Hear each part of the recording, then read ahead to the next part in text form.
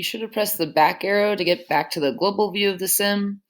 And if you're following the directions for part 2 of this activity, it's going to be very, very similar to what we just did in part 1. You're selecting region 2.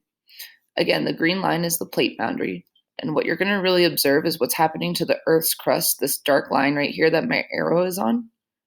You're going to try and observe what's happening to the crust of the Earth as we're running the sim. It tells you to add some continents, so we'll just put those here.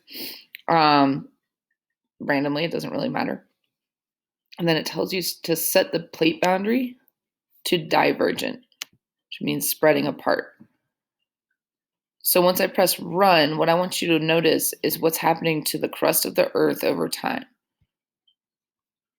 As it's slowly moving apart, well, quickly in this case, because it's a simulation of what's going on, is there more rock being added to the Earth's crust, or is there rock that is sinking down underneath into the mantle? So is it being created or destroyed? Remember, at a divergent plate boundary like you're observing, the mantle is rising up between that crack at that plate boundary as those two plates move apart, and then it cools and forms rock. So think about that and go ahead and answer the questions in the rest of your activity.